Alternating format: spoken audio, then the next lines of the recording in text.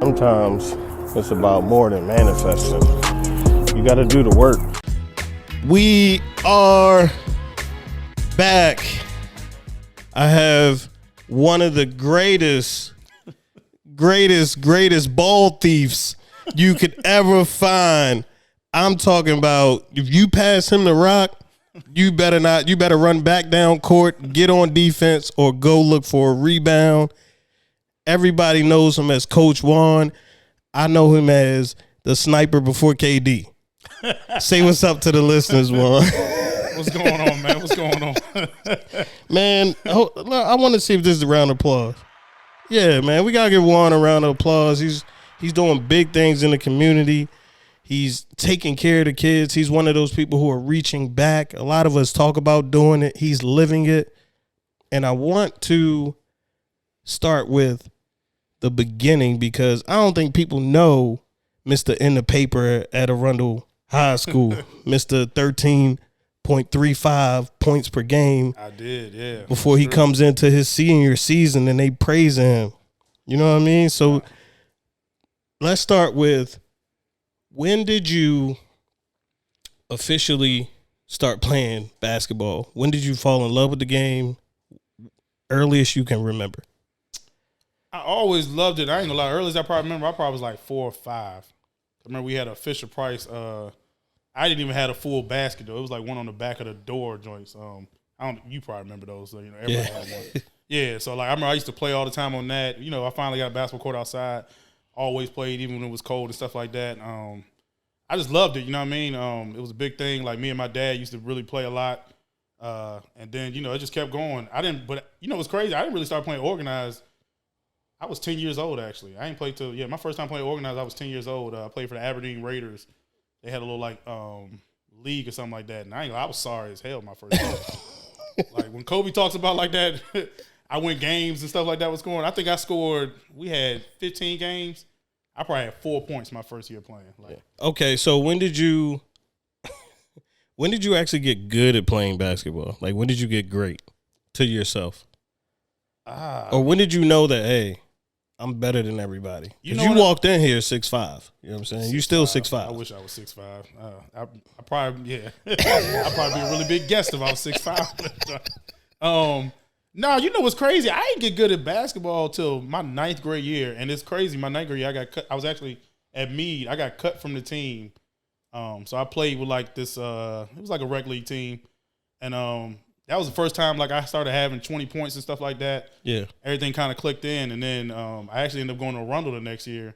And that's when it kind of was like, oh, nah, I can really, I can play this game, for real. That's crazy, dog. Yeah. You got cut? I got cut from Meade, yeah. I got cut from Meade. That was a crazy. I remember I made it to the last tryout, and then it was me and 4 other people. Yeah, it was I was down to the last 4, and they took the other 3 dudes, and I got cut. I remember that to me. I went to the game, stuff like that. Yeah, it was. Yeah. That's why I started looking maybe I'm not good. You know what I mean? And then we got to Arundel, and it just kind of went up from stuff like that from there. I mean, and we talking like that, but I only went D3, so it's not even I was no high major type dude or anything like that. But we talking like that, but dog, you had 5 letters? Yeah. You had 5. I looked up the stats, man. Nah, I didn't do what I'm saying. I didn't do bad. I thought I picked the right school. And then it's crazy. And I'm saying I only went D3, but now that I look at the percentages and stuff like that, a lot of people didn't play college basketball. I didn't realize that at the time. Though, I think you really giving yourself credit right here. I didn't until I got older. Because at the time, it was kind of anybody could have did this. Yeah, I should have went. I ain't go D1. Yeah. But then you start looking at it even out of, our area and stuff like that, there wasn't a whole lot of dudes that played college, as good as we thought everybody was, you know what I'm saying? It wasn't a whole lot of dudes that really. I think that's why it's a big thing, dog. Oh, no. Hey, man, you know what? I'm probably wrong on the situation, you know what I mean? Yeah, you had letters to commit. Somebody wanted you to come to their school.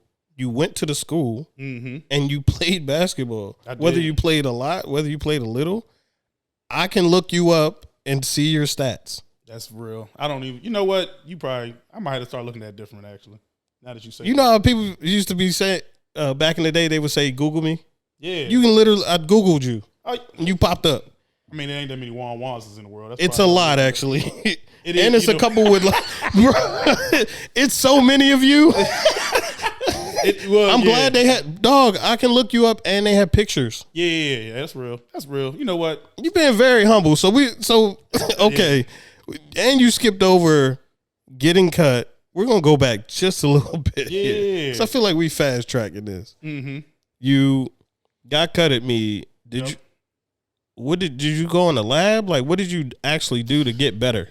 So I got cut, and I remember, like, and that's why I always say, like, my stepdad was just big, like, because I got cut, and he was kind of like, I mean, I guess you wasn't good enough. Like, I don't have, so, like, you know, nowadays the parents be like, oh, the coach tripping and all that. My, like, stepdad never did that. Like, it was always like, it's your fault. So, like, when it happened, he was like, Juan, you don't always be in the gym and all that stuff. So once he said it, I'm like, all right, he might be right. And I did. I really started working out a lot. And not just basketball-wise, you know, getting in shape part, push-ups, squats, doing a couple more jumps and stuff like that. So, you know, I think my body kind of got a little bit better. And I grew because I was like probably like 5'7". So I got to like 5'11". I mean, that ain't no great jump, but right. But in high school, yeah, my body kind of, but my knees wasn't hurting and stuff like that no more. Like when I was playing, so that kind of helped. And then I thought it was a big deal because I played on that team. And even though, you know, like we was playing against good competition, it was we was playing against good competition for it to be, because there was a couple of kids that like maybe didn't make the team, a couple of dudes didn't have grades and stuff like that, ninth grade. So I think playing in that league kind of finally gave me confidence because I was finally like the guy. Like they kind of really, you know, I had to score and had to rebound and all that. They turned you into the ball hog.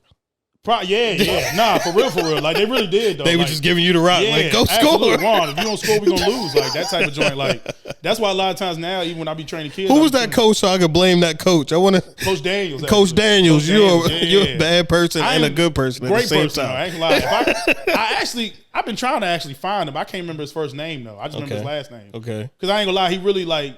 Instilled a ton of confidence in you. The confidence part, and then, like, he's one of the reasons, like, I know, like, after you coach a kid, you still got to, like, stay in there. Like, he still was checking up on me. Like, I remember at a Rondo, like, he popped up at, like, 3 or 4 games. Like, what the, you know what I'm saying? Yeah. And he had a family, was really big on, but he was just trying to make sure all his kids, like, did well afterwards. So, you know what I'm saying? Like, yeah.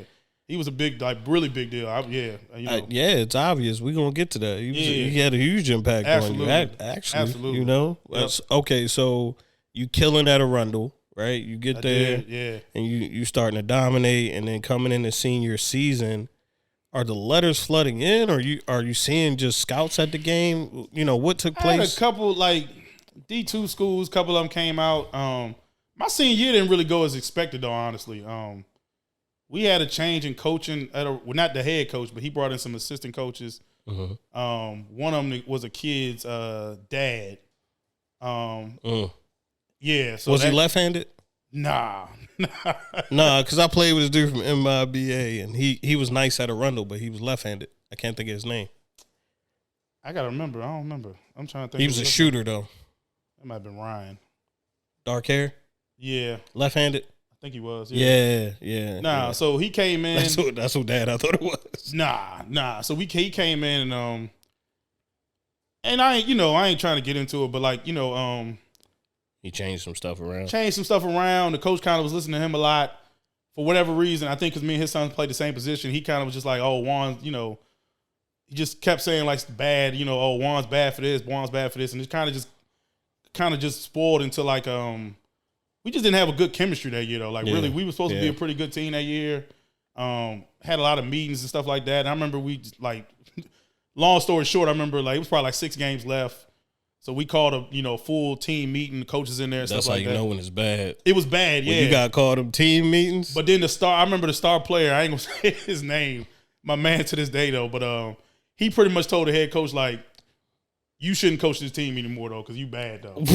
Yeah, like he pretty much, that's how the meeting started. And it was one of them joints like, I had called the meeting so it looked like I already knew that was gonna happen, but I didn't know it was gonna happen though. So it went bad in there. I kind of got blamed for it going bad. But because once he said that, it was like, oh, ain't no fixing this shit. So I didn't even play like this. Was a lot of people don't even know that I didn't play like my last 6 games of my senior year. Coach didn't play me at all. My senior night, he didn't play me. They had an all-star game, like a couple all-star games that before the season looked like I was gonna be in. He didn't put me on those, like so. It looked like I was kind of gonna be done for basketball just because my coaches really didn't work for me for real at all. I got blessed because people don't know this. Like, my football coach was the reason I actually was able to play basketball at Frostburg. For real? Yeah, because he knew I really wanted to play. He kind of knew it was like not the best deal. Yeah. I had played football. It was a good season. They were recruiting me for football up there to play. I was like, I don't really want to play football in college, though. I just played it because my friends was playing at Arundel. But he called the basketball coach, though. And the basketball coach was like, nah, we know who he is. I had to send tape. My mom, luckily had the tape and all that stuff. Yeah. So we sent him the film, and, that's how I kind of got on. But, yeah, like, I had a bad – that's probably why I really don't go back to Arundel that much now, though, because of that part, though. Like, I kind of be like – yeah, it left a bad taste in your mouth. Real bad. Yeah, really bad, though. Really bad, yeah. You've had a lot of overcoming to do as far as basketball for you to play at a collegiate level. That's crazy, man. Yeah, I had like that's why I be telling people like a lot of times as a coach why I struggle when people be like, "Oh man, my kid not playing." I be like, "I don't want to hear that shit." Like, like I went through it like people like even in like AAU wise, like when I play AAU, I played with like at the time, and it's not even around no more, like Herondale though. NYBA, they turned it into NYBA. Yeah.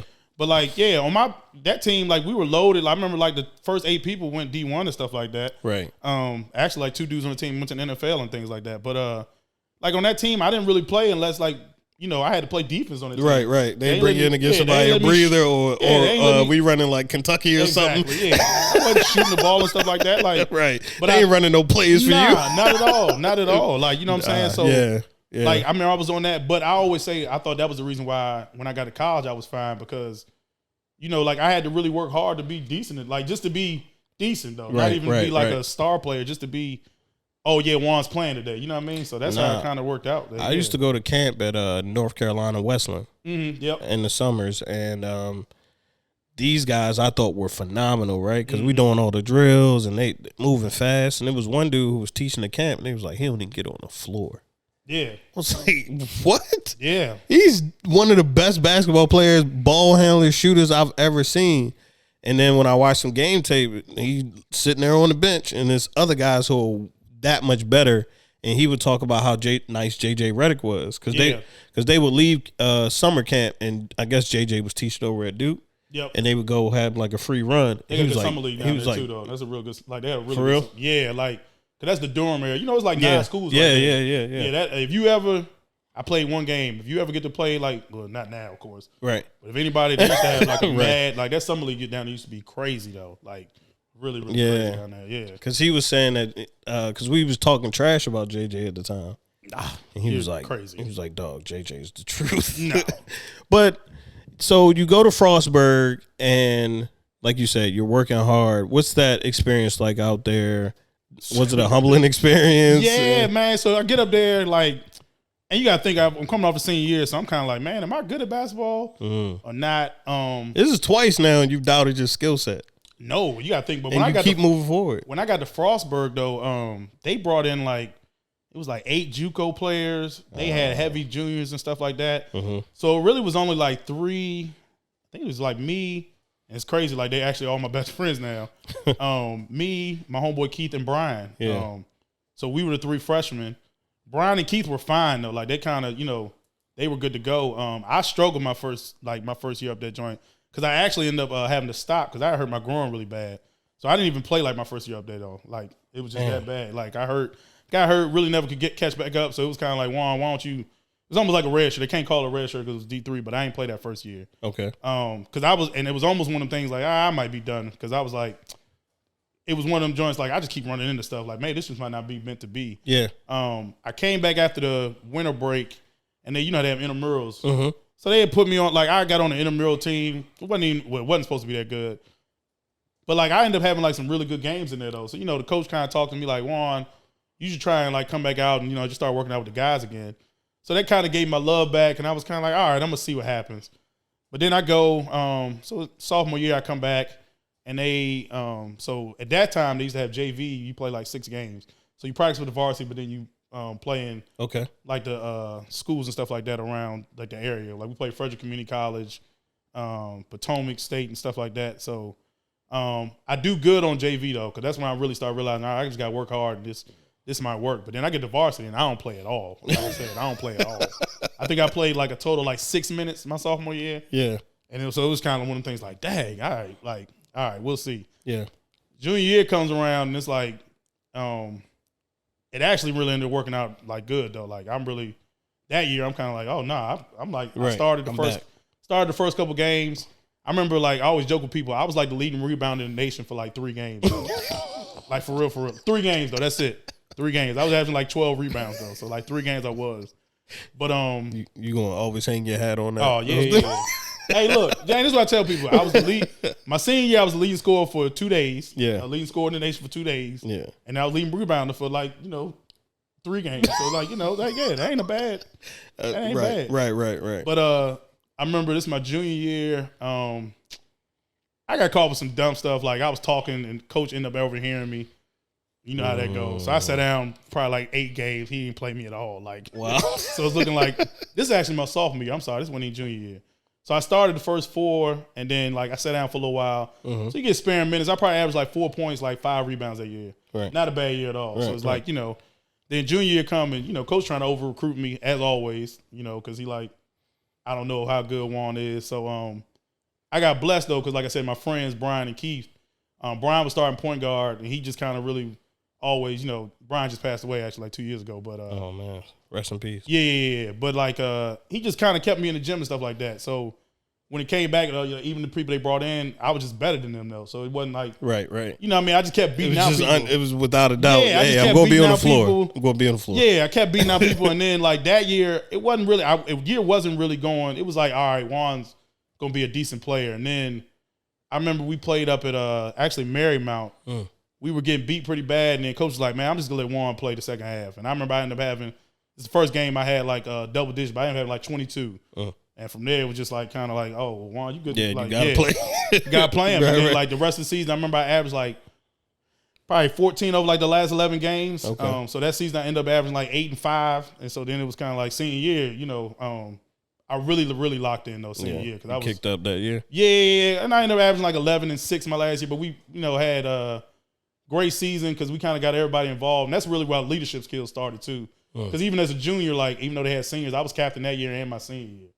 You seem like you've been captain for a while, because I was captain of Arundel. Yeah, you called that meeting. Yeah, captain of Arundel 3 years, and then Frostburg my last 2 years I was captain though. So yeah. So you go from Frostburg, and then what do we do next after that? Right, you graduate, and you're just like, I'm going to the league. Not at all. Okay. Not at all. I played against because I got lucky because I was training in PG County. I wasn't never really, Arundel ain't really nowhere to train and stuff like that. And I refused to go to Arundel High School because I was kind of, whatever them. But I used to be working out of like they call it Letter Republic now, but it used to be run and shoot. Yeah. So I used to get up there, and that's why I said it was crazy. I used to go work out up there, and then I had to be at like Best Buy at like 8:30 in the morning though.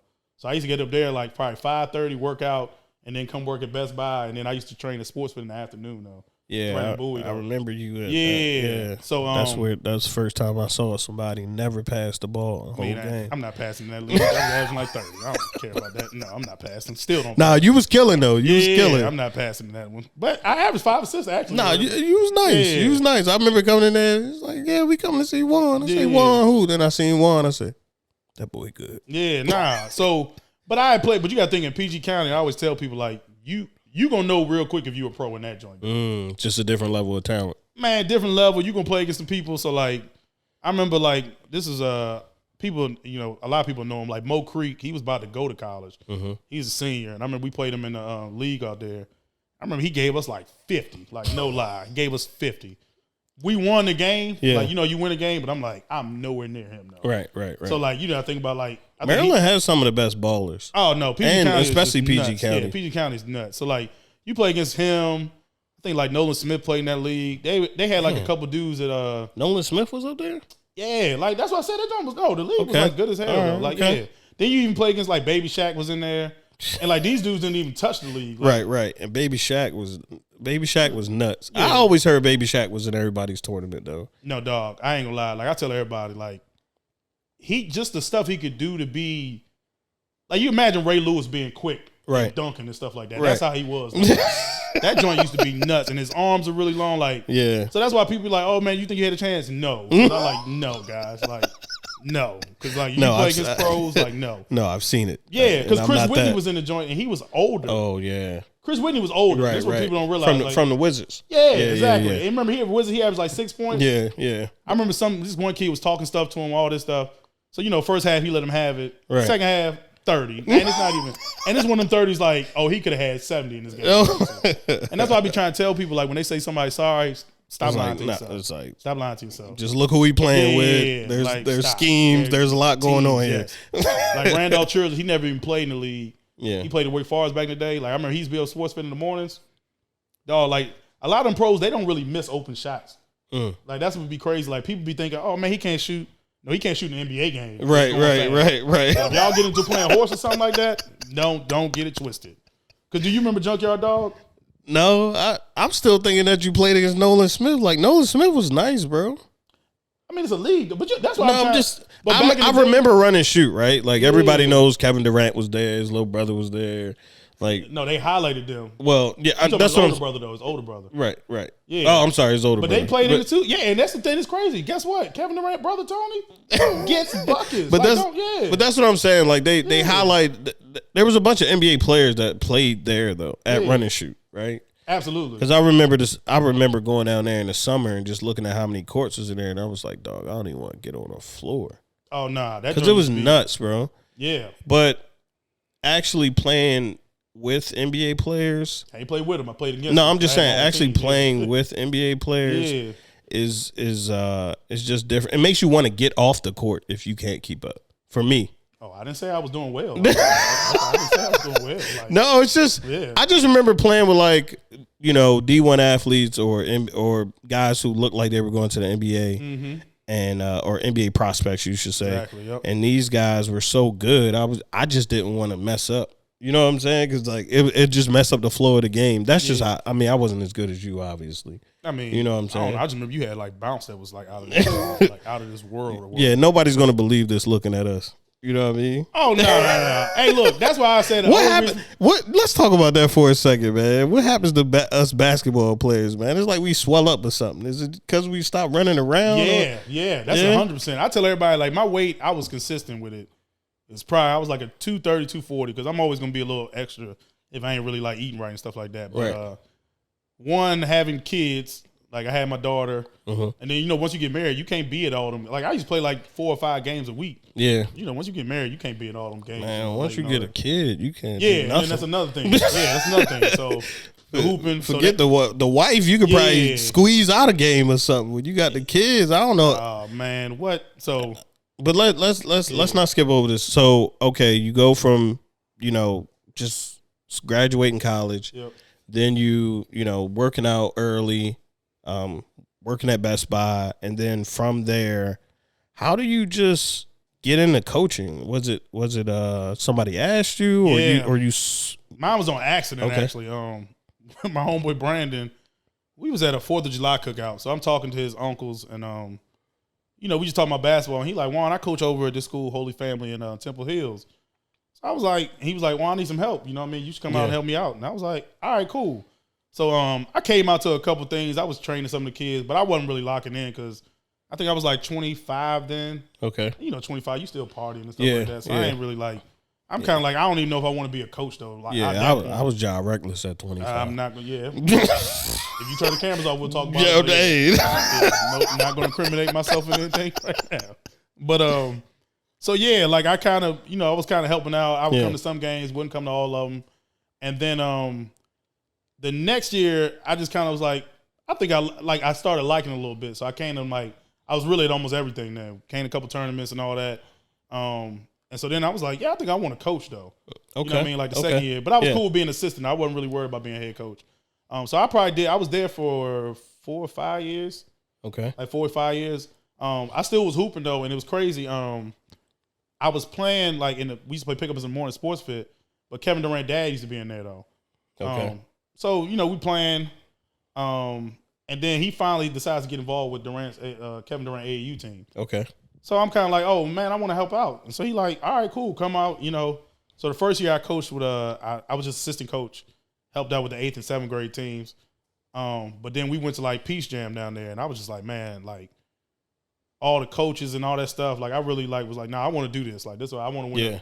I want to win a championship on this national championship level though. Like, that bug bit you. It did. Yeah. That's when I was like, all right, I'm locked in. Okay. So the next year I come back and they give me the 8th grade team. And like, I mean, it started off rough. I ain't gonna lie, because your first year, because we just kind of had a lot of kids that weren't. They were good. Don't get me wrong. Right. Like we had like probably 6, 7. Because they in college now, but 6, 7 like high major D1 players. But they were young though. Like they just kind of didn't know what to do. And then I'm a young coach, so it probably wasn't helping either. Yeah. And then I remember, but like I said, I was kind of lucky because I had a good mentor. So my mentor at the time, Kingston, I remember we had got beat bad, bad. We played Team Thrill in Baltimore. It's this championship in Bethesda. I remember they beat us by like 30. Like it wasn't even one of them. They really could have been 50, but like they just kind of chilled out. They dialed it back. Yeah, dialed it back. Yeah. So like the parents complaining, and I'm just like, yo, maybe I may not be able to coach you. I might be sorry. This is like the 4th time you. Oh yeah, nah, dog. I'm trying. Is this you? You like no, like you? No, this is what I try to tell people with basketball. You almost gotta be crazy to really stick with it though, because you're gonna have a lot of. There's not nobody. If you really listen to all basketball stories, it's not a whole lot of like, oh, I just was good all the time. I feel like that's applicable to life though. There you go. No, seriously. Yeah. I mean, the way you talk, because life, you be like, yo, I got this. Yeah, and then it's gonna keep you. Yeah. So the joint was like, I remember I was in the joint like, man, I don't know, you know what I'm saying? Dude, this is going bad. And I remember my mentor Kingston was like, Juan, look, the reason why it's going bad, he said, you trying to listen to everybody else. He said, Juan, you know basketball. What do you care about? And he was like, you need to write down the things you care about and just coach that. And so like he said it, and I made it simple. Like I remember, because I read a lot of coaching books. And he's like, what do you agree with? It don't matter what it is, just do up that. And so like, I had like 3 things. I'm like, I'm just gonna coach this. And my thing was box out, play defense, and always be running. And that was what I just coached them 3 things. So we got to practice. I was kind of just being like really particular about it. Or if you're not running, look, get off the court, like subs. You don't box out, come out. You're not playing defense, come out. So I coached that, and we had probably about like 3 weeks to our next tournament. I remember we were playing one of the teams. It's crazy. Like 2 of the kids are in the NBA right now. That's on the 8th grade team. And so we played. I remember everybody thought we was going to lose the game, but we ended up winning by like 17. So after that, it was kind of just a downhill. Like we just kind of went good. We won like started to snowball for you. Yeah, we won like 3 straight tournaments. I think we won. We had like a 20-game winning streak though. It was really like it was going good. Yeah. And so the summer ended out well there. That was my first year like being a head coach. So it was kind of like, all right, I'm kind of getting in it. So I thought I was going to come back and be the 8th grade coach again. You building up crazy momentum, man. So you went from, man, I don't know if I'm good at this, to sitting down, writing down a couple of things. Yeah. Disciplines, principles for yourself, right? And this is what we're going to do here, right? And you read a couple of books. Any of them stick out to you? I'm a big book guy, so. I ain't going to lie. A lot of people don't like him. But he has a good book. What's my guy at Ohio State? He was at Ohio State. He just got fired, and everybody don't like him now because of the his assistant coach. Come on. I don't know. You know what I'm talking about? He just got fired. He was at Florida before too, with all that crazy stuff. The football coach. Yeah, the football coach. That's what I'm talking about. Yeah, Urban Meyer. Yeah. His book is phenomenal. Yeah, really good. Coach K has a good one too, but Urban Meyer, phenomenal. Really, really good book. I know people don't like him. What is it? Just like some great concepts in there? Concepts, or how he kind of psychology, how he looks at it, the mental side of it. Okay. I thought he had a good one because he was the one, and it's crazy when you read them. Now that I think back, like all the successful coaches and stuff like that, all of them are pretty much like, I got principles. Like Morgan Wooten said the same thing. John Thompson. If you ever look up Nick Saban, his joint, even going back to Dean Smith. Like Coach K and all them, so they all kind of like have a.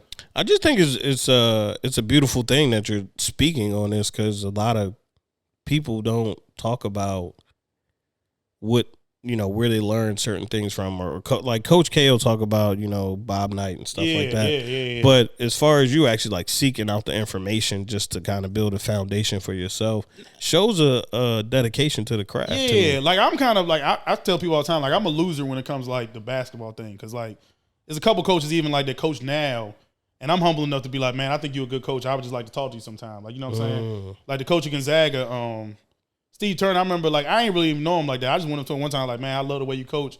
Can we talk sometime? And I really give it the credit to him. He was like, here's my number, call me anytime. And he just like really cool like that. Wow. Like, and I tell everybody, like, I think he's just like one of the, that's a, good guy though. Like, Yeah. And actually the coaches sit well too, Eric.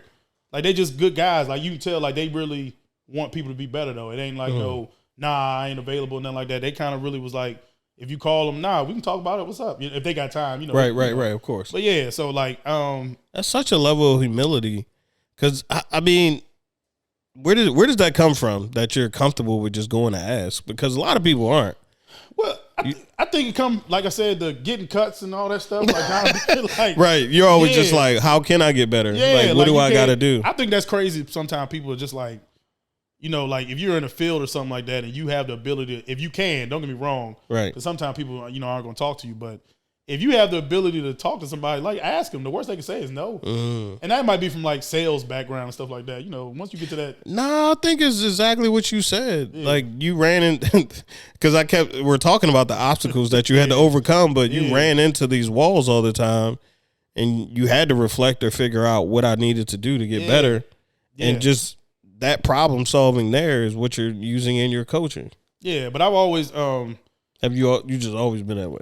I just don't know if I ever got the ability. I don't know. It's probably like, my parents from the South, so they just really humble on it. Like, my granddad, who I grew up with and stuff like that. He picked cotton and stuff like that. Not even on some like on his own, and like he had to build up to that though. Like, so he ended up owning his own cotton stuff and all that. But like that wasn't like no easy thing. Right. He had to, especially in Mississippi. Like, so he kind of had to work hard. My grandfather on my dad's side, like, he owned a farm, but it's in Mississippi, so people always give him stuff. So like, you're the first person I ever met from Mississippi.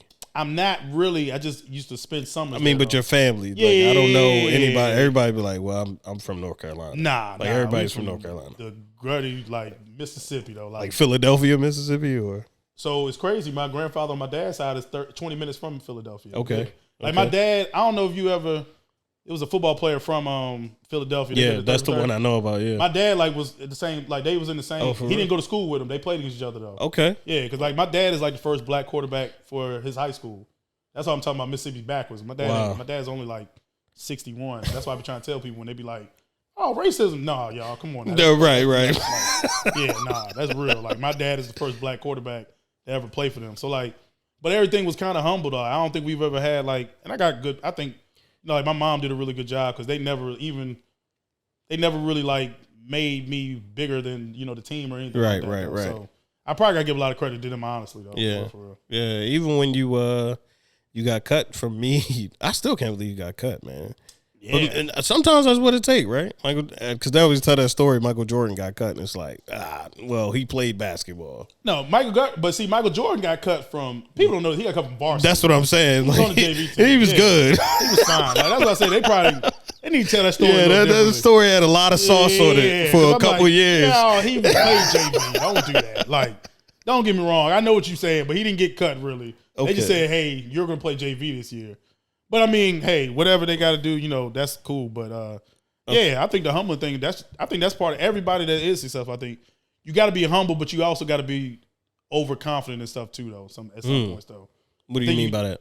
Expound on that for me. Well, because like, don't get me like, because even like now, like I remember, I ain't trying to fast forward in the joint, but like, you got to get to points like where you just gonna be stubborn at some points though. Like, nah, I'm doing this. You know what I mean? Mm-hmm. Like I was talking about when my mentor was telling me, Juan, you got to be how you want to coach. You got to coach it. Right. So you got to kind of be stubborn enough to say, nah, I hear y'all, but I'm doing this. Right. And like that's the whole thing. Like, and that's a hard balance though sometimes because you know what I mean. Like being humble is one thing, but you can't be like overly nice either though. True. I think that's why I say humility. Okay, that might be better. Because we always tell people to be humble. I honestly don't believe in that. Okay. I don't believe in have a level of humility and you don't have to be humble. You don't have to humble yourself, right? Because you can know you're great, but you can know you're great and you can know somebody else is great. Yeah. You know what I'm saying? When you humble yourself, it's like, I'm not great and they're this great. Yeah. In my eyes, that's how I think about it. It's definitely humility because I don't have that humble part where like he's great, but I'm not. Yeah, but it just seems like you have to bring yourself down. It's like humble yourself. No, I'm good. Yeah, I'm gonna go with humility. You see what I'm saying? I'm gonna go with humility. Then. So, right. So you gain that level of humility. I mean, also your work ethic is actually phenomenal, bro. right? You said I went back into the lab in high school. Mm-hmm. You said in college I got hurt, so I just went out there and hooped. And then once I had the belief of my teammates, I just, I kept going, and they could bring in whoever they was. I'm about to wash them too. Yeah, no. Oh, you got somebody else? I'm gonna wash them too. And then you get to a point in your coaching career where you run into some obstacles. I just think about it. 'Cause I'm laughing because every time, if anyone wants to go back in this episode, Juan is repeatedly giving up and going forward at the same time. I don't know how you could gas and brake. Because you're just like, well, maybe I'm not that good at this, but you still on the gas. Yeah, but so even I always tell people like my college experience, how basketball went.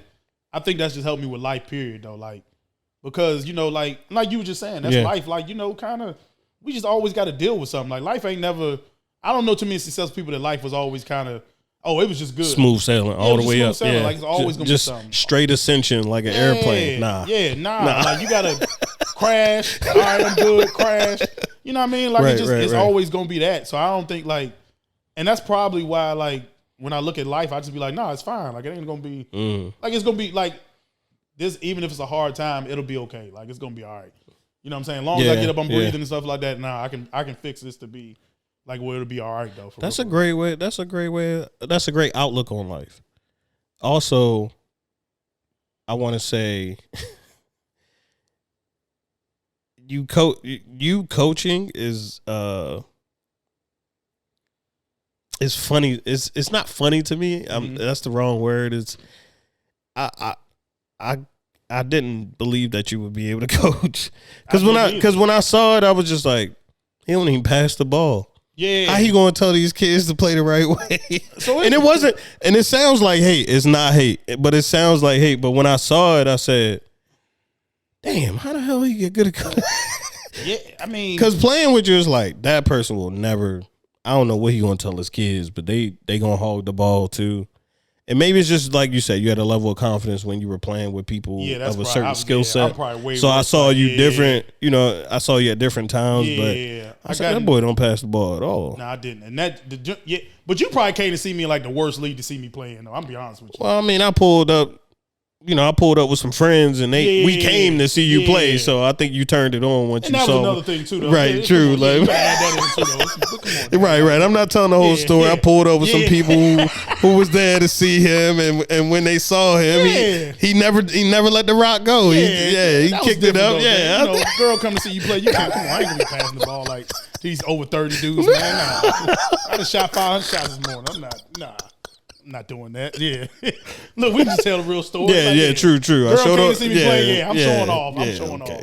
So that's what I said. All that, and then that league, I really wasn't gonna pass either though. Like, but if you had saw me play like in like the run and shoot league and all that, like I was way different though. But like that league, I ain't gonna lie. I'm not passing to that league. Okay, so let's get back into Coach Juan. Coach Juan, because we jumping around crazy in this story. I hope you guys are still listening to us. Yeah. But Coach Juan now is winning games, making his team look great. How do you get to where you're everywhere on social media and kind of talk about leading up to this championship that I know you for? Yeah, so like it's crazy. After the 8th grade year, it didn't work out at Durant actually. Like I came back and I was kind of getting into it with another obstacle.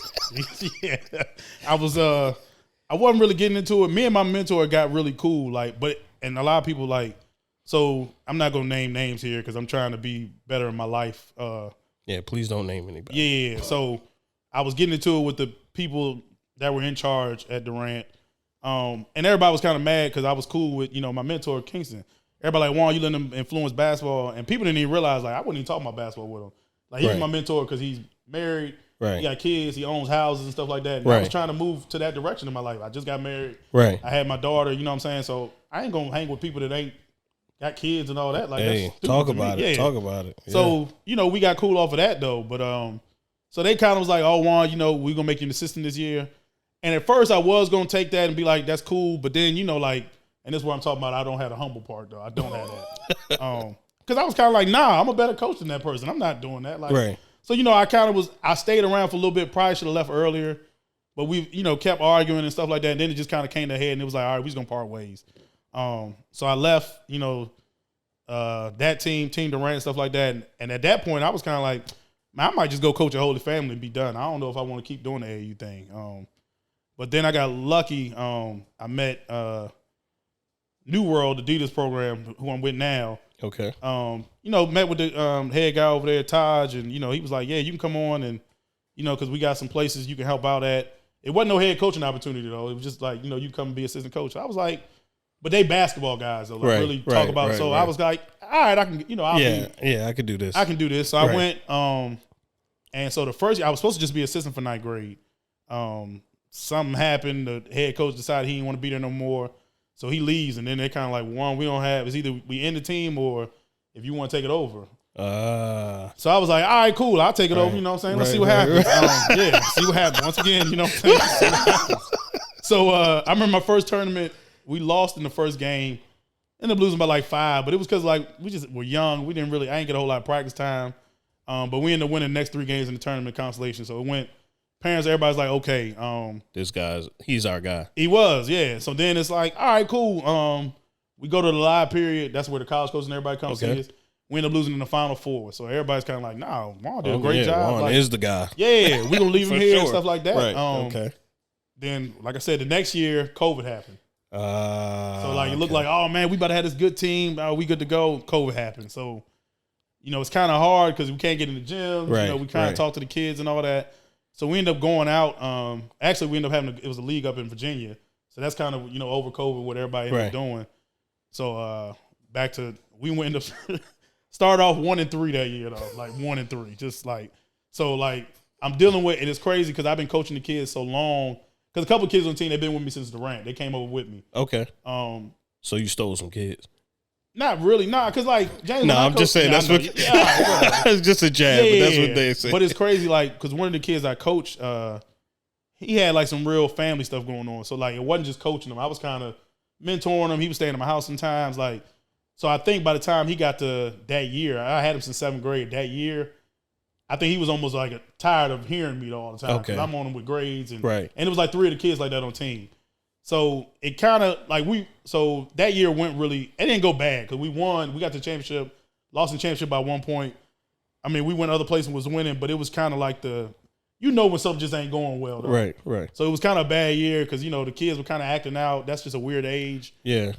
So that was the year I tell everybody, like, Taj really should have fired me because it was just going that bad, though. Like I said, it wasn't the best year.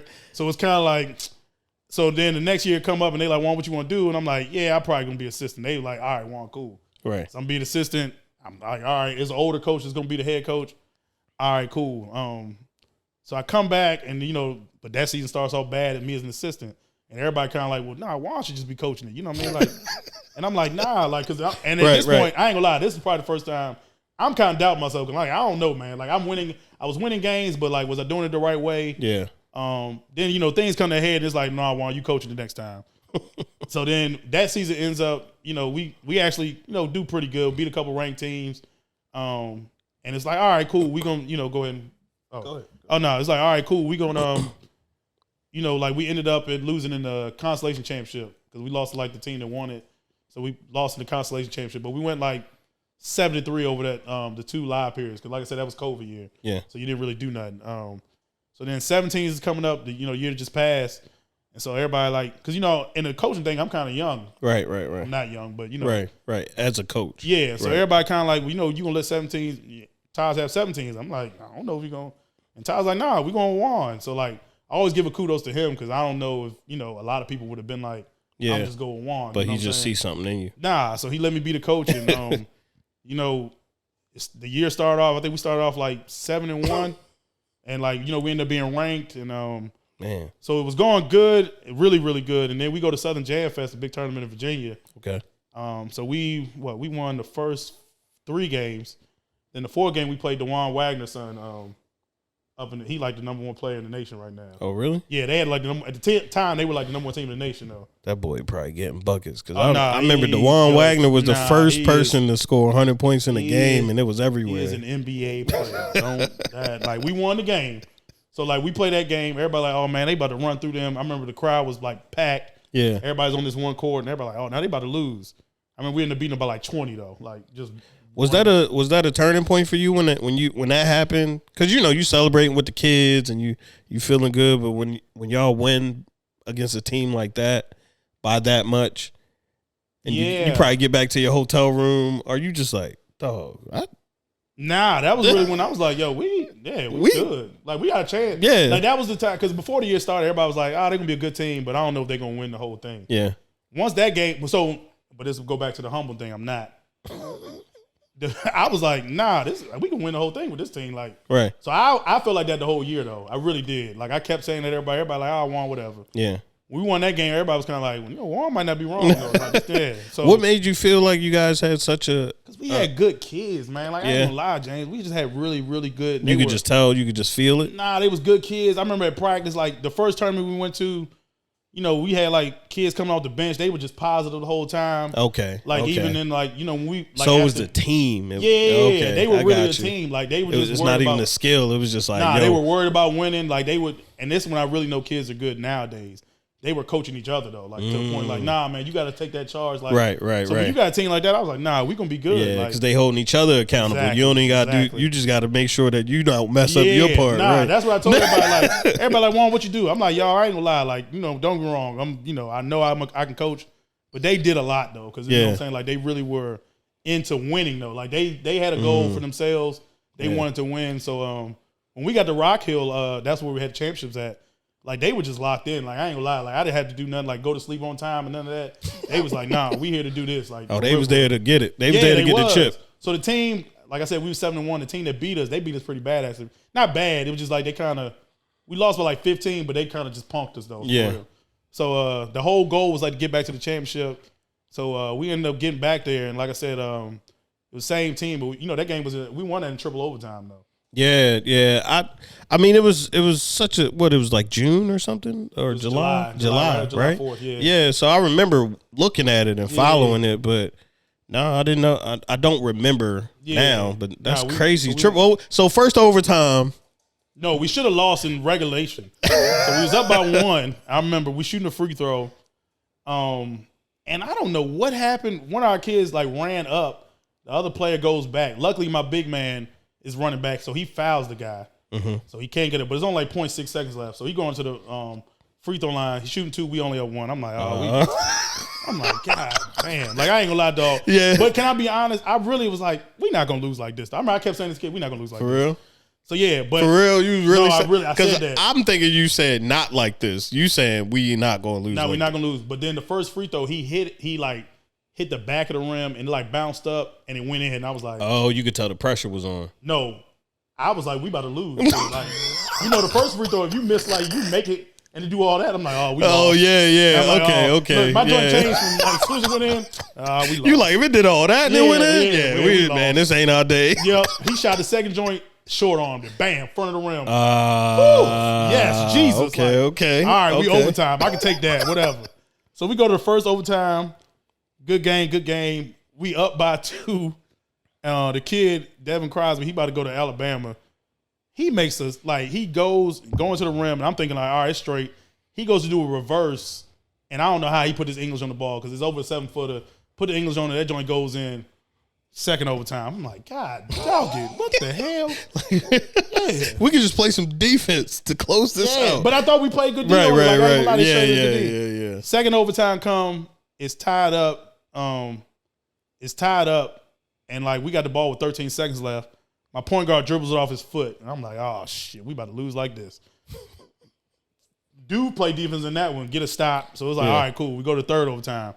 And the third overtime, I ain't gonna lie, that's when I realized, like, my guys kind of, they just, how you kind of just, they got a sense of energy out of nowhere. Yeah. And they just kind of started off fast. And that joint, we went up, like, I remember we was up 1. Mm-hmm. No, we was up 3. Because Jamie Kaiser, he going to Maryland for us, he got an and 1. He put us up 3 on the and 1. And then we came down, got like a stop. So our kid Jay Moostar go to the free throw line. And I'm like, all right, if he make it, we kind of probably good. It's like 15 seconds left. Yeah. But he missed it, of course. And I'm like, oh, here we go. We about to, hit a 3. They come down because Jaden, he dribbles a little bit and Jaden fouls him because I'm like, I don't want to give it a 3. It's probably like 7 seconds left at that point, though. So he go to the free throw line, and I realize, and he misses it. Jaden get the rebound. They foul him. And so, like, everybody in the crowd started being like, oh, y'all got it. I'm like, no. Right, Sit down. right, Shut up. No, shut up. I remember you can even see it on film, actually. Shut up. Everybody sit down. So then he go to the free throw line, and he hit the first one. We up 4, though. Mm-hmm. It was like 6 seconds left. So then at that point, everybody like, I remember my homeboy was in the back. He like, Juan, you won the game, yo. So Yep. like, you can chill out. So then but he had the second one, and then I'm like, it finally hit me like we won this we game. really just won the fucking championship. Like, okay. And so then, I got hype and all that. Kids all ran on the floor. I couldn't even run on the floor because I'm not tearing my ACL fooling with them. So like I was on the side, but I was so tired though. I sat down. Everybody like, yo, you good? And I'm like, dog, I'm tired. Like this is an emotional roller coaster, dog. So you saw it on the joint. I was crying. Yeah. So like that joint happened, and it was just kind of like, congratulations for you, man. Congratulations to you. Congratulations to the team. Yeah. So you got some D1 athletes on that team too. A lot of D1 athletes. Everybody's D1. We got 2 kids already in college now. Baba's at DePaul. Keontae's probably gonna win freshman of the year. He's at Wagner. Jamie Kaiser, he's ranked like 48th in the nation. And he's going to Maryland next year. Zane Adnan is going to Albany. Who else do we have? This is bad. Kanai and Jaden they were only sophomores, but Kanai's ranked like 32 in the nation, and then Jaden is like 48. So they'll go wherever they want. That's crazy, man. So, how does it feel to coach D1 athletes? Nah, it's good. It's crazy. I ain't trying to toot my own horn, but like I just got off the phone with my first D1 player actually in the car just now. He at LSU right now. I just got off the phone with him. Nice.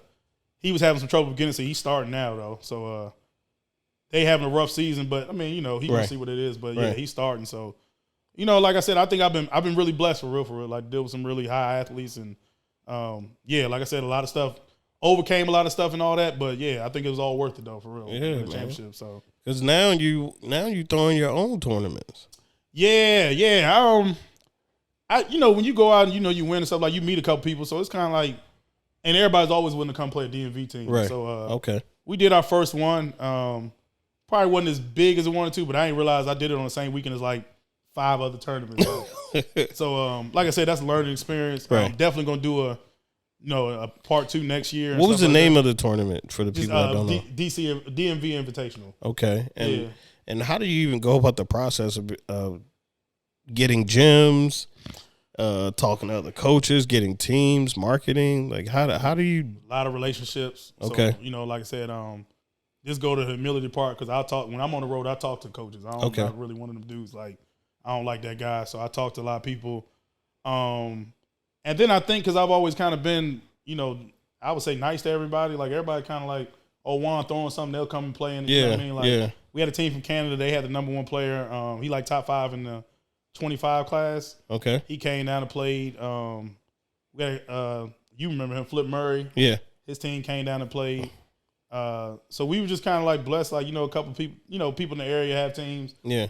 People I played with and stuff like that, coaching now. So they came and played in it. So a lot of relationship. And then, the gym part was really just built off of, I was helping DC schools, like, they have little workouts and stuff like that. So going and doing that. So yeah, just really the relationship part of it. So like I said, broke even. So we'll see how it go next year, you know what I mean? But yeah, man, definitely excited about it though. You're such an inspiration, bro. Seriously. I appreciate you're doing you're coaching for one. Yeah. I'm still stuck on that, but that's just the baller in me. You know what I mean? Yeah, I don't play basketball no more, so yeah, you gotta do something. But do you you didn't talk about it at all. Do any of your kids ever doubt that you had skills? Like, do you have to pull out the tape sometime? You know what's crazy?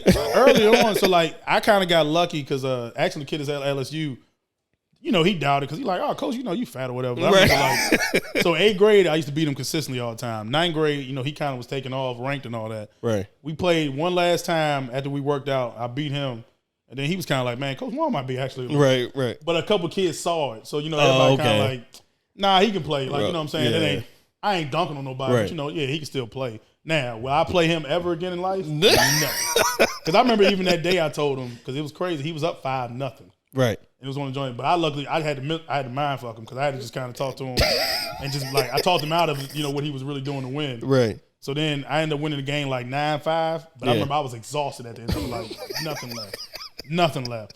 And I was like, yeah, I'm not playing him no more. And then like, And I just won't play no ankle. After I broke my ankle, I'm like, nah, I'm done. I don't play no more. Broke your ankle? Oh, I broke it bad. Yeah, bad. Tore my ACL. Yeah, Dak Prescott broke it. Oh. Like I was on the floor, my foot was going the other way. Like, is this after what age? This was, I think I was just 30. Yeah, 30. Yeah, man. See, that's what happened to us. Oh, I know what happened to me. That's what I'm staying with. That's what happened to us. I mean, this is why I got like this. Yeah. Because like even now, like I got screws in the rod and the thing. So like, so you don't play at all. I dibble and like I played 2-on-2 the other day actually. One of the kids I trained, he was in there and he wanted to play 2-on-2 against these older dudes, and like the one guy I was going against kind of, I don't know what he was just like, you know how you have a guy come in there, he like decide he want to go at you that day, right? So like I was chilling. I'm like, dog, I said I was gonna chill, but then he kind of. So they won the first game. The second game, I'm like, all right, I'm gonna let me turn it up. I really did. Because even the dude I trained, like he 8th grade, he like, Coach, I thought you said you ain't.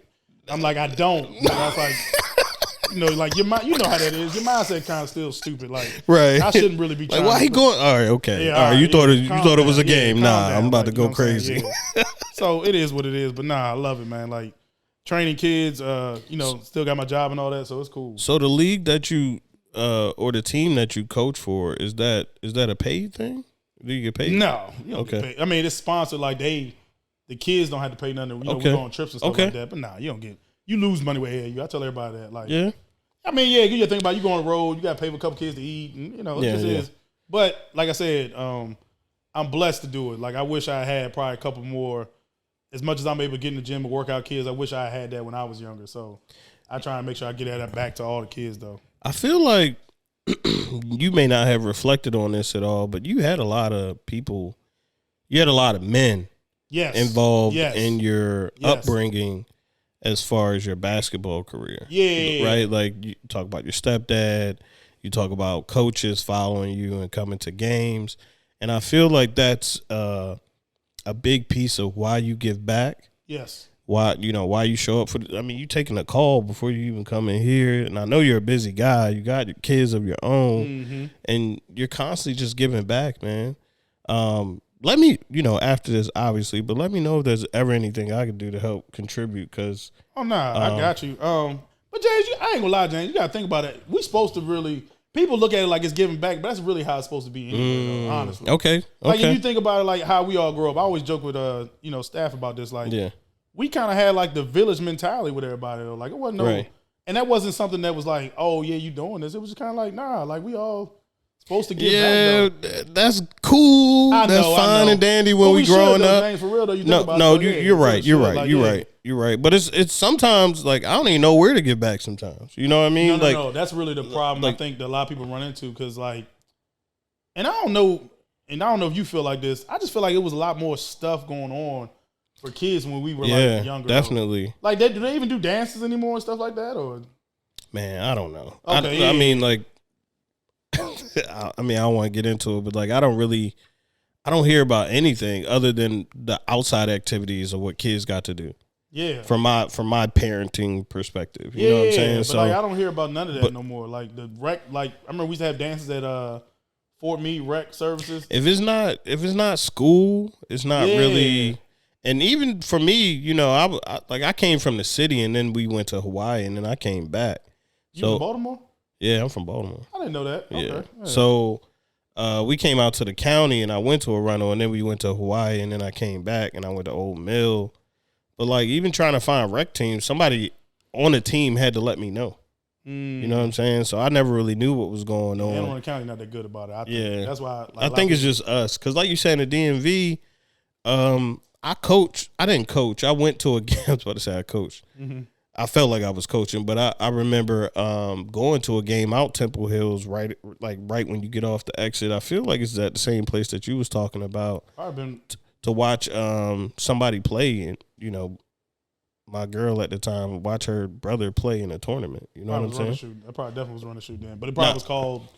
It wasn't running shoot. It was at a church. It may not have been Temple Hills. It was off exit 5. I think it was exit 5. I know where you at though. Yeah. I know where you at. It's a church right there. Yeah. So, I don't know. I really don't know what's going on unless I see it on Facebook. And then, Darnell and Javar already coaching. You know what I'm saying? They coach at 7. Or They you, coach at 7. or you coaching. So, and nobody ever asks for any help. They just say, you know, we doing this. Like nobody ever puts anything up to say.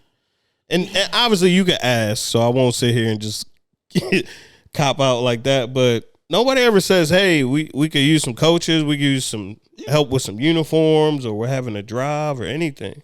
Yeah. You know what I mean? I don't see that a lot. Maybe you do. I don't. I do. And I probably didn't message you. I probably should have. But like when we have drives and stuff, like that's how I do most of our fundraisers. Okay. I just ask my friends, like, you know what I'm saying? Like I just kind of ask the people that but I probably, you know what it is? I probably don't ask nobody in my peer age though. That's probably what it is. I think about like my mom's friends and all that. But like you said, we had a village. If we all just work together, we should. You know, we got to do better than that. If we just work together, we would be able to do a lot bigger things. Like you even talked about guests and stuff before that, and it's just like everybody's doing something, and we get that. But like the kids, if anything, should bring us together, which you can see at times they do. But it don't have to be your kid involved in it for you to be involved in it. Nah, like you know what I mean? I'll do like a like even like I train at sports for some time. So of course I had a one kid, but like if a kid comes in there, he kind of not just in there shooting around. I'm like, yo, you want to work out? You know what I'm saying? Like, cause I'm big on like, I know sports like saved me though. Like, and I ain't saying like I was going on I'd have been going to jail or nothing like that. But you know what I'm saying? Like, I know like I'm successful because of sports though. So I'm big on like, you know, kids not even having success, just being able to be a part of it though. Yeah. Because like I said, I didn't, you know, I think Frostburg, the most I ever had was like 11. But you know what I'm saying? Like that was a big part of my life though that kind of really reflects on, you know, I think me going further in life and things like that. Even like in the job world and stuff like that. Because a lot of jobs I've gotten has been because basketball. You know what I'm saying? People word of mouth recommendation. Yeah, that's really all it's been. So I always tell kids that like that's why I'm big on kids like learning. That's why I think parents sometimes got to let kids like when they're not playing kind of work through it though, really. Right. You know what I mean? Because you know, like me and you both know, like going through this life thing, like it's not easy. We was talking about that too, and we don't got to dig into it too much. But I mean, I tell everybody my story, Jay. You can tell, you can tell.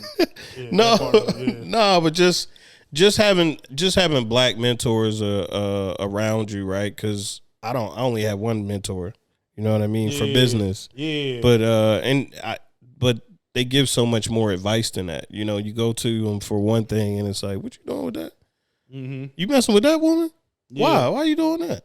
Nah, that's big. You know, and you seemingly have had that and you seek out that and you still confide in that. So I think it's just a testament to how great you are. And if anybody's younger, you know, watching this, they should definitely find some mentors that are like them, you know what I'm saying, like-minded, or even in the craft that you're doing. Because you were talking about who's the coach that what's your coach's name? Not Taj, but the other one, your mentor, Kingston. You were talking about Kingston and how they were saying, you know, he was telling you this about basketball, and he was like, we don't even talk about that. Nah. Like I was arguing with him. It's crazy, like because I was just talking to him actually before. He was on the phone with me talking to Tyrell and stuff like that. Yeah. So he's like because like he never even played like basketball in high school though. He just kind of but he coaches from more like a mental side of things though. You know what I'm saying? Yeah, like somebody who just studied the game. But he also trying to help you like. I always say I think he's good because he just helps you like life wise. Oh, okay. Like you know what I'm saying? Like really talking to you about like, hey, like how we just saying like, no, you can't quit right now because you quit it now. Right. You gonna be like that the rest of your life. Yeah. And that's a real thing. Like that's true. Yeah, and I don't think people realize like how much like we know because I've seen you talk about stuff on your show like people wondering why like the kids out here are doing so much crazy stuff. I'm like y'all because they got to learn, and this is my personal opinion. I'm not putting this on nobody else. Kids don't know how to deal with rejection right now though. Yeah, parents pull them out of so much stuff. So like a lot of that stuff that ends up going bad is because like they don't know how to deal with rejection. A lot of dudes getting coddled when when things don't go their way. But you know where that come from too though, because you getting raised. Let's talk about it, man. I mean, there because you know you asked me about it, and I was like, I got two kids, and I was like, the way I talked about it, you said, man, I thought you had 6, but I said I have 2 kids out of wedlock. Mm-hmm. And I don't feel that we don't touch on that a lot. Like, yeah, it's a lot of single moms out here raising sons or even daughters though. Yeah, Even daughters. and that's what I got. Yeah. Okay, I got daughters too. I got 3 girls. But like coddling the kids or whatever, right?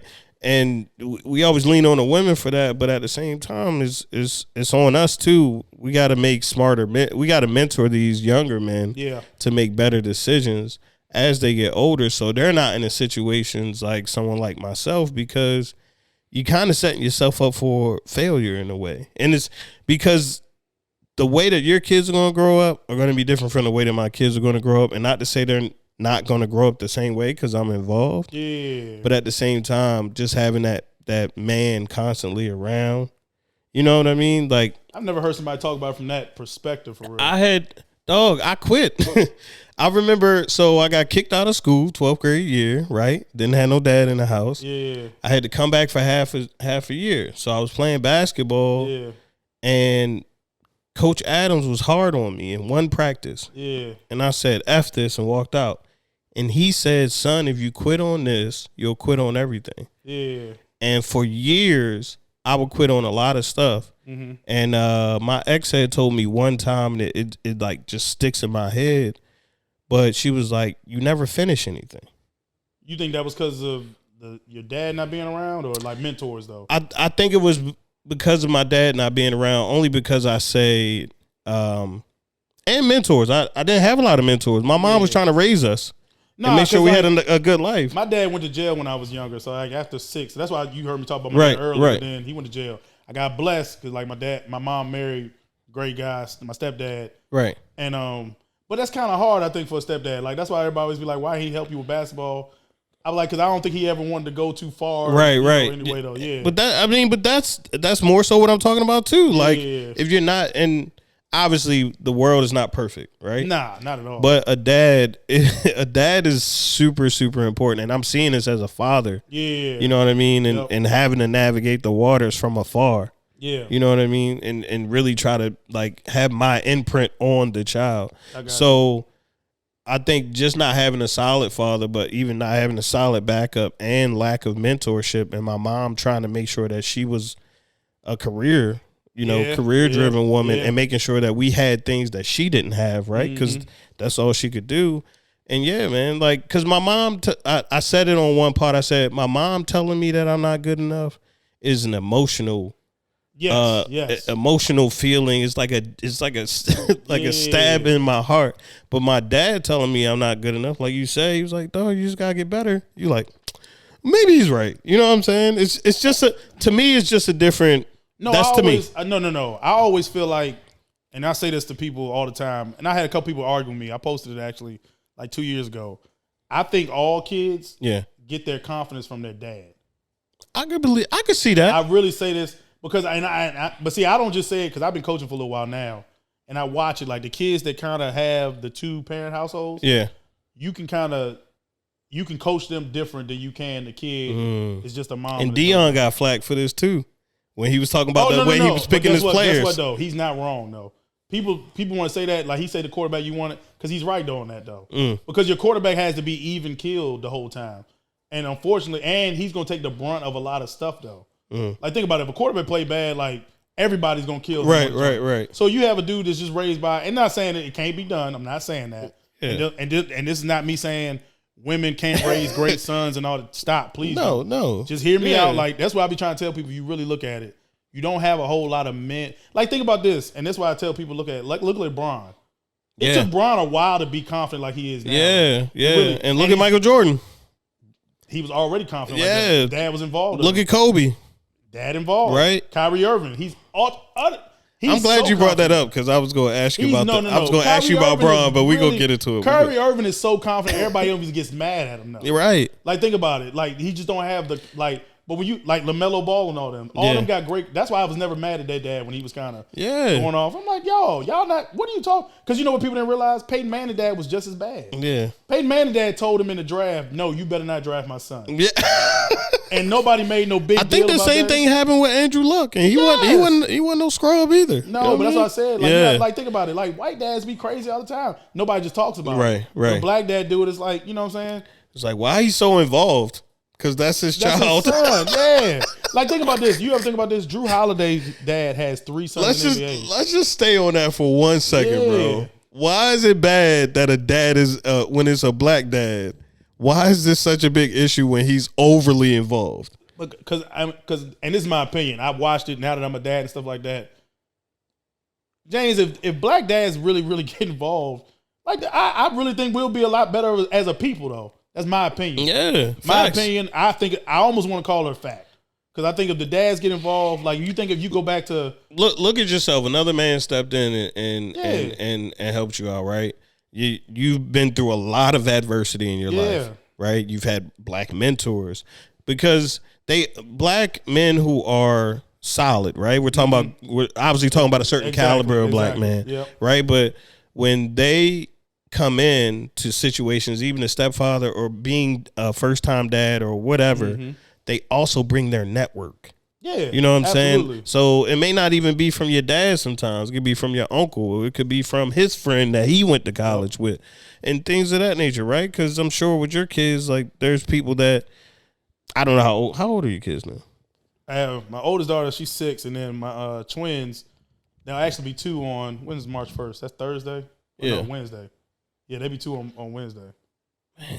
I know, dog. That's Jesus. It's going by, you know? It's going by. Can't go by fast enough. Good gracious. I can't wait till the twins get like potty trained. But I'm sure there's other uncles, or we always call them uncles that have an impact on the lives of your kids, right? Absolutely. Like because I tell people this all the time. Like I'm not really blood related to any of my family because I'm adopted. So like I call you tell me a lot of stuff I ain't know, bro. Oh yeah, I'm adopted. So like I be telling people a lot of times like. If you like a real close friend of mine, you family to me though. I take that shit serious. Like so, like my kids call my best friends right now, like Keith and Brandon, and even like Joe, Brittany. I have some other friends and all them. They call them uncle and aunt though, because I'm like those my like I didn't I have my little brother right. But yeah, like I take my friendship serious. Like that's why I don't have. I'm not everywhere because I got like a solid. I call it my circle though. My circle. Yeah. I got them, but that's my family though. I don't really look at. So, like, it's kind of a problem because some people don't see it, oh, Juan, well, that's your family. Nah, I don't believe in family like that. Right, like, nah, my family is who I feel like it is because I'm adopted. So, and, that might be not the right way to look at it. Nah, bro, you addressing a lot of stuff. Yeah, everybody, just because they're your family, don't give them a leg up on being a person in this world. I don't. Yeah. I'm mad about that. Like, family don't say great personality, want the best for you. They just blood related. Yeah, so, like I said, and I probably learned that. And it's messed up because, my wife always like, Juan, you ain't call him or nothing like that. Okay. Like, Guess who didn't call me? Yeah. No, and I'm big on that, though. Like, right. Juan, they older. Hey, I don't do that. Reciprocation is reciprocation. I don't do that. So, But I really believe that. Like, because I watch kids who, like, have been in that, like, can go left or right. Yeah. And, like, I've seen it go right when they get the right mentor around and go wrong. Like, I went to a game the other day, and this is, like, I just talk about the mentoring. I don't just do the basketball thing. This kid played for me in 8th grade. I remember when he first came, he had like a 0.6 GPA, doing bad and all that. Like, the mom, like, I don't know what I'm going to do and all this. And his dad was kind of involved, but kind of, just didn't know because, it was a situation kind of, I don't think he, planned on having that. Yeah. Not going to go into it, but yeah. I've been there too. Yeah. So, like, but the kid had bad GPA, and I was kind of like, man, we got to fix the grade. So I remember he was coming to my house, and I was tutoring him and stuff like that, got him up, and he ended up having like a 3-1, got into Bishop McNamara, and I think Bishop McNamara is a great school because they took him, knew he had some issues and stuff like that, but they kind of really helped him through it. Yeah. So he just went to he had a senior night the other day, and I was like, I got to go to that, like, because right, I got to show up. And I made sure I could stay in touch with the kid, and he not going to, guess what, he not going to play basketball in college, played basketball 4 years at McNamara. Right. Had a great experience, but he's going to be successful. Yeah, like that was big. Like, and it was more important to me that kid is being successful. Like, so it was crazy. I was at the game, and the dudes I coached with, that was on that team, because one couple of guys don't coach. Well, they still around, but they don't coach like that no more. But I remember they was just all like, that might be our greatest accomplishment though. Like, for real. And we've had kids that go on to like Maryland, LSU, but like when he was like, I'm probably going to Morgan State. It was like, dang, like that's really like a thing. He got accepted. I remember when he got accepted to Morgan State, he called me. That's what's like, up, bro. Yeah, my mom graduated from Morgan. Yeah, like, but he really, I got one of my kids actually up there right now. Okay. He played for me 8th grade. He was another one. Oof. Tough kid. Like, I'm so happy he up there, he doing his thing. Come off the bench. He a freshman this year, so. Yeah. Nah, but like, I'm just, like, those be the type of wins people think I'd be happy about. And I am happy about these kids going D1. Right. Don't get me wrong. Right, I'm not trying to right. say like F them, but Right. the kid that's like, I know probably if we had not really taken him on and kept talking to him, he might not be going to college right now. Right. You know what I'm saying? But now he going to college and, you know, everybody happy about it. You know what I'm saying? So he going to be just a good human being though. Like, you know what I'm saying? Ain't nothing wrong. And he'll probably be coaching in a couple years though. The greatest accomplishment of just parents in general. Yeah. And is making solid adults. Yeah. Like there are so many people that are adults out here that aren't the best adults. That's how I'll leave that statement. But I go with you all. You know what I'm saying? Yeah. So yes, they're going off and they were talented, they worked hard, and they're gonna be D1 athletes. I am super excited about that. Yeah. But he was on the fence. Oh no, Yeah. Like I wish I could have recorded because it's crazy.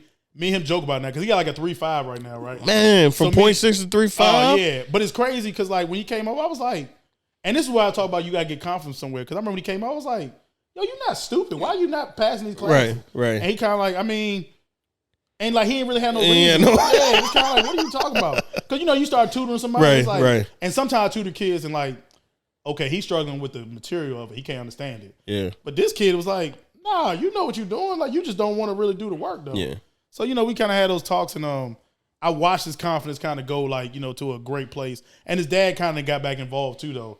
Cause and like I don't always do this, but I kind of had to talk with his dad like, dog, like you live right around the corner. Like don't let this go. Come on, dog. Like, so you mentoring men now. I ain't mentoring them. I just kind of like think like, cause I know like you coaching them up. That's what you did. I know how important men are in kids' lives. Right. So I don't never want a situation if you got a chance like to be like dog, cause you gonna regret that joint later though. You know what I'm saying? You gonna regret it though. Like don't play with yourself. So I think he got back involved, and so you kind of watch the kids kind of be more positive. You know, not around the nonsense no more. So like that's why I keep saying I live by that. Men create kids' confidence though. That's my opinion on it. No, I think, I mean, you've given several examples. Oh, nah, that's what I said. Yeah. And y'all, a lot of people say things that they never lived and they don't have any proof of. And yes, it may be a small sample size, but you've coached a lot of young men who you've seen grow into men now off at school. This guy's going to Morgan State. So I think you have a little bit more experience. Yeah. And it's not that. I think women hear it and they be like, man, and I'm like, y'all, don't take it like I'm saying y'all ain't working. Yeah, but see, and that's the thing. Like both can, and I'm still in this, but like two things could be the same. Yeah, you know what I'm saying. Just because I'm highlighting this doesn't mean I'm dimming the light over here. Exactly. You know, and that's often what happens when we say anything against women. Yeah, but it's not really. But am I saying something against women though? No, but if you're not bringing women into the situation, well, it could be looked at that way because okay, I mean, it could be looked at that way because you are saying that it can be looked at that way because they're taking it as you're saying men have to be there and women can't do it, which you did say that I'm not taking away from women. No, I think you need both though. Right. Because some of the emotional maturity and stuff I think comes from just balance, man. Yeah, like it's balance. There's no way. Like I can't get around it. That's why I keep telling people. No, you need it. You know what it comes down to, James? You need two parents. That's really what you really need two parents. For real. And and that's why, you know, my advice, because a lot of young men listen to this podcast. And it's like 10, 12% women, 20% women at times. But like don't have kids out of, if you can. From my experience, this is me to you. Don't have kids out of wedlock. If you look up my college coach, I remember, I think he said Warren Buffett said it. Warren Buffett said it though. He was like 3 things to be successful: never owe anybody money, don't have kids out of wedlock, and it was like find the right woman or something like that. Though. Yeah, 3 things like Warren Buffett said. But I remember the one that stuck me out to me was like don't have kids out of wedlock. And like I'm not trying because it's just not. Honestly, I'm not even worried about myself anymore. I feel like I'm taking me out of the equation, especially after 30. Right after 30, you like, dog, I figured this life thing out. I'm still figuring it out, but now you know but you ain't doing it. Ain't no more. It ain't no me. Yeah, I'm like, yo, I actually got kids. I gotta actually do something about this, and not being, just not being able to be around or having indifferences or whatever that situation. It's a tough situation to handle. Yeah, I couldn't imagine it. I ain't gonna lie. And I'm not trying to. Don't get me wrong. No, I don't. I'm not easily offended. All right, no. It's tough. No, it's tough because last night my daughter, I thought I was gonna watch the basketball game. Right. I was about to go downstairs because I made dinner and stuff like that because my wife went out, and then my daughter was like watching TV, and she was like, "Dad, I want you to watch this with me." And it was kind of like, part of you like, I really want to watch like, this, come on now. but you look, you like, all right, let me go ahead. You know what I'm saying? Sat down. So we sat down for but I realized, and the reason why I do it, because I got like a homeboy, his daughter's like 13, or 14 now, actually, getting old. She's 14, and he was like, Juan, like, dog, that joint goes by fast. Like, eventually, you're not going to be cool no more. Yeah. So, like, that's why I kind of be like, let me take advantage of these times. Yeah. But that's why I be saying, like, I think where people mess up with, like, some of this stuff is you got to have, like, people around you. Like, he's my age, the dude I'm talking about that has a daughter. But I've watched him grow up, though. Like, you know what I'm saying? I really have watched him. And he tell me all the time, like, man, like, they just, they grown now. You know what I'm saying? And his daughter only, like, 13 right. Like, but he be hitting me with, like, man, I missed that age. Yeah. And I be like, what? Dog, chill. Yeah, because I be like, what? Because, me, I'm looking at it like, nah, man, they can't stay. Yeah. Nah, Juan, I'm telling you, you're going to miss it.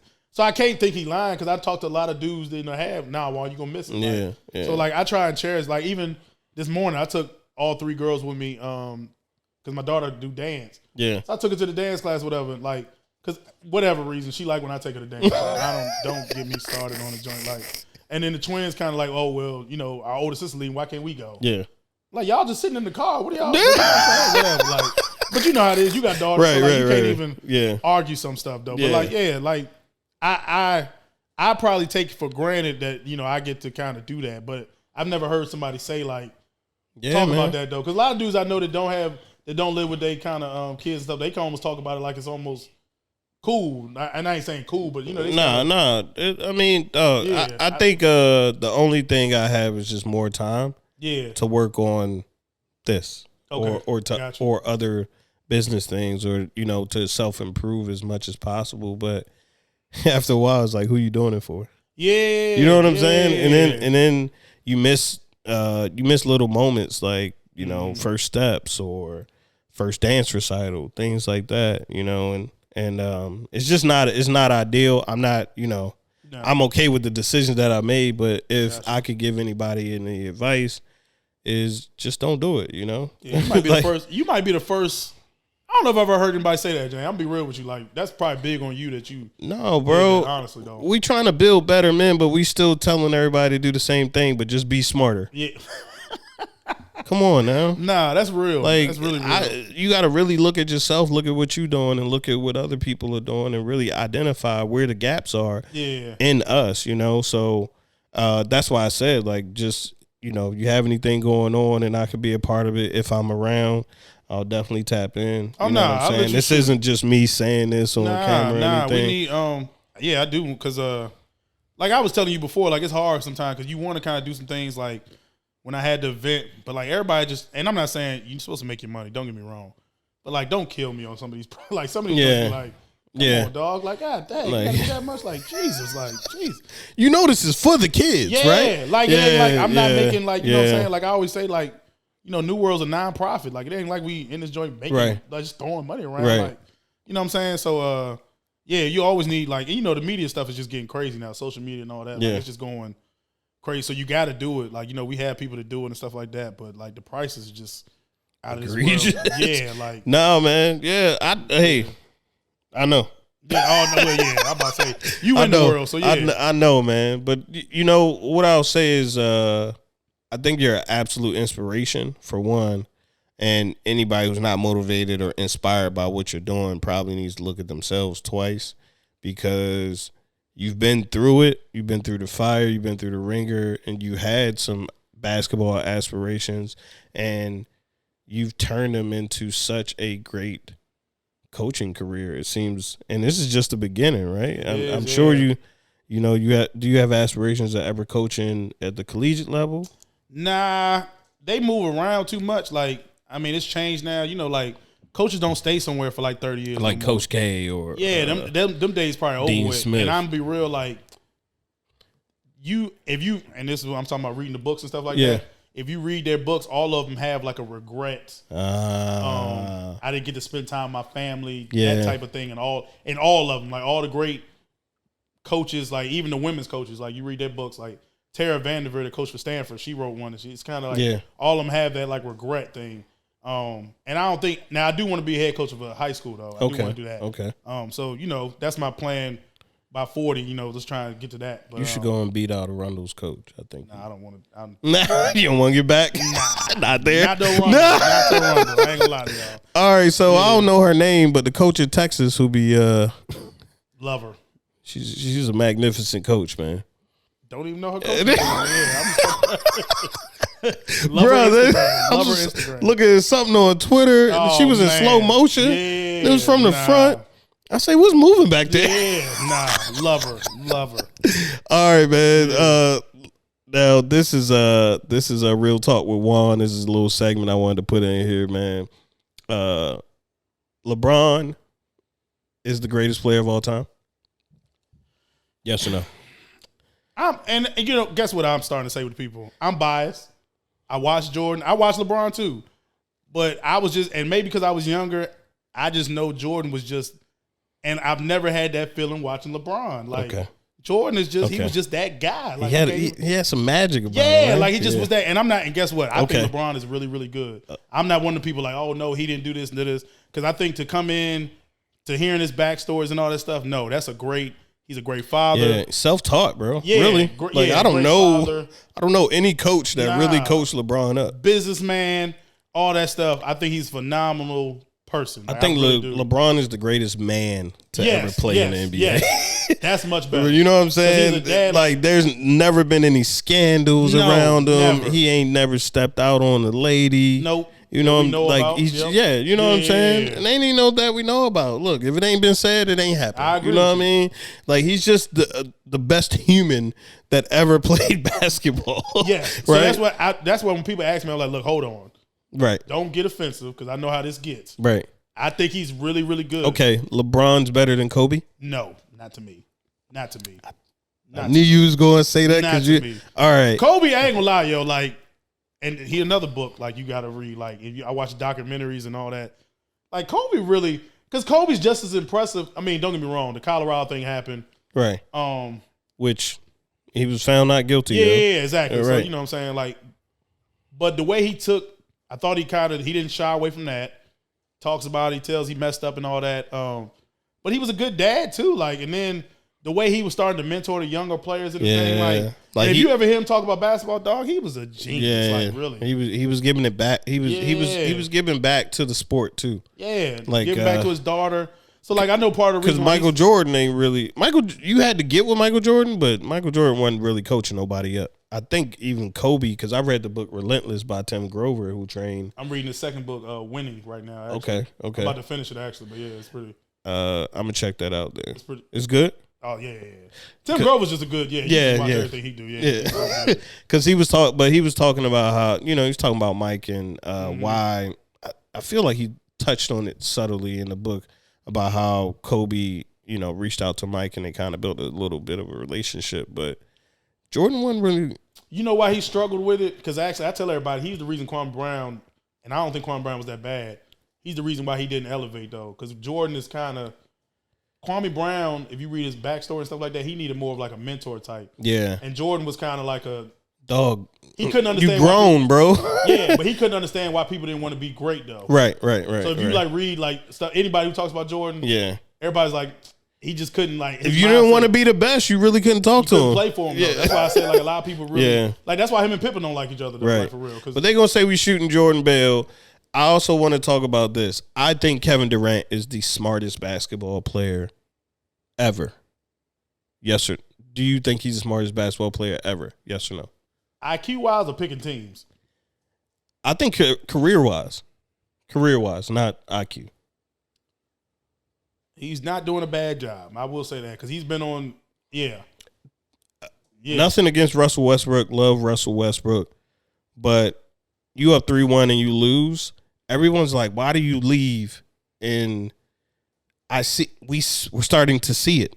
That was kind of KD fault. I'm probably one of the minimal people to say KD probably lost that joint. We can agree to disagree. The 3-1 joint. Now, I'm not him leaving. I still wasn't mad about 3-1, and you don't think it was Russ? One of the games. I'm not going. I don't want to blame Russ, but what I'm saying is one of the games playing with Russ, right? Russ plays how Russ plays. Yeah, I think I saw it last night in a 175 to 1. Russ was going crazy, right? I saw these highlights, and then I looked it up. A lot of turnovers. They lost when he fouled out, though. Why he fouled? Hey, That's what I'm saying, bro. I like Russell. I'm just not. I love Russell Westbrook's game. I think people kill him for a lot of losses that he don't have nothing to do with. I love Russell Westbrook's game, but I believe KD made a business decision. Think about this, dog. KD is the best player everywhere he goes, right? Mm-hmm. And that's all he needs to be. Yeah, I think LeBron went to Miami. D Wade was their best player. Yeah, I'm a D Wade fan. D Wade was their best player. Yeah, but LeBron needed to see, right? You talk about your circle. You talk about the mentors you have. Yeah. LeBron needed to see winning, be around winning. Sometimes it's not. He needed to get that confidence, bro, like you talked about, right? No, that changed his career, I thought, going there. That's what I'm saying. He had Haslam, they were older, you know what I'm saying? Like, yeah, that changed his career. KD is just brilliant, bro. Why would I go and play for? No, I'm not doing that. All right, I'm going to try I think he got to get another ring somewhere, though. I'm going to try it one more time in Brooklyn.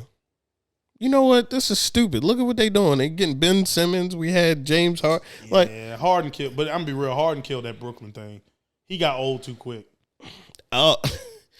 He still be cooking up in Philly. Yeah, he ain't the same James Harden, but you know what happened with Harden? Me and you both realized it. He got out of shape over 30, right? And you ain't never. Yeah, he ain't never get it back. You ain't never gonna get it back. And whoever he's working with, he's not. He could work with somebody. He's not willing to change a lot, bro. No. You know, James Harden is like a party. I'm trying to. Yeah, but I mean that too. But James, you can't. James. Tiger Woods started playing better recently, right? Yeah. And Tim Grover talks about this in a book, and he was like, Tiger, if he just would have took what he did and said, "Yeah, this is what I do," he would have never fell off. No, he also, I know what you're talking about. And he also talks about Dwayne Wade. He talks, but he's just everybody has an edge. He's like, you could drink, you could do this, you could do whatever. When you play at that high of a level, bro, you gotta do whatever your vice is. If James Harden stopped, I feel like James Harden may have slowed down on the strip clubs. That's bad.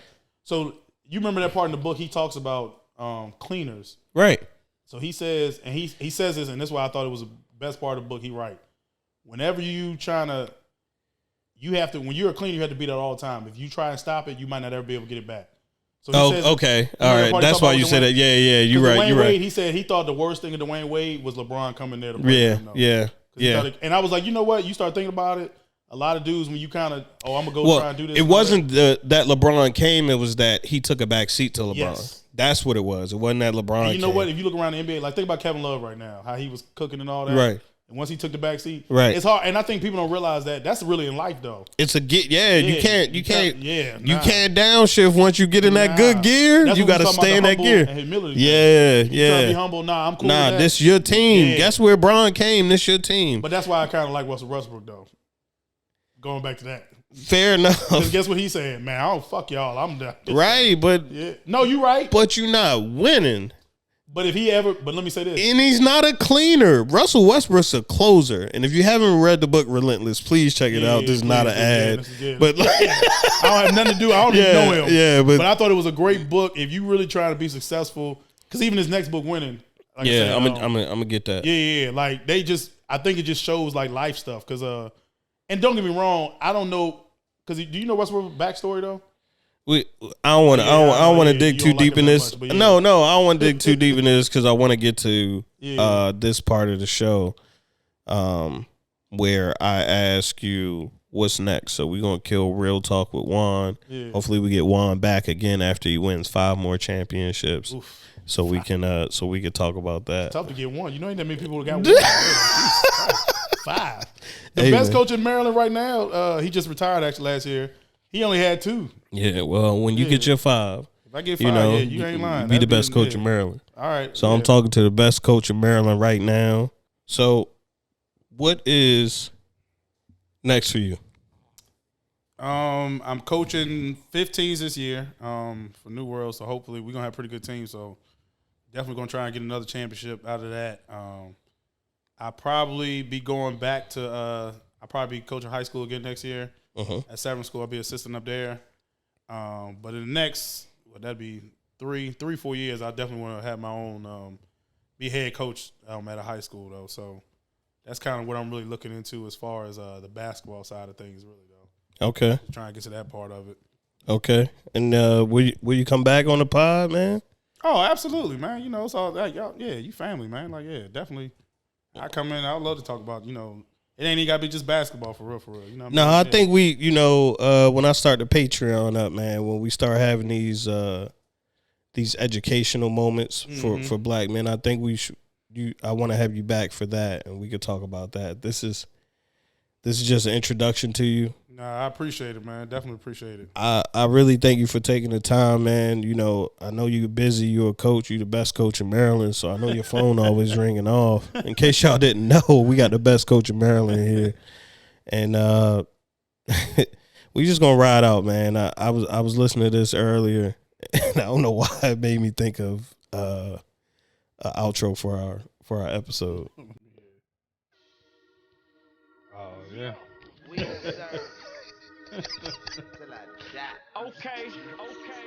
Hey man, appreciate you, man. We had Juan the GOAT on the pod. I'm not being fake, I'm being real. He's the GOAT of keeping the ball to himself. Oh.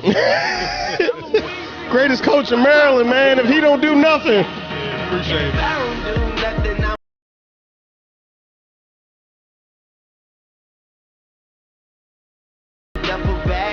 Man, thank you, brother. I had to wrap that up quick, man. We're going long.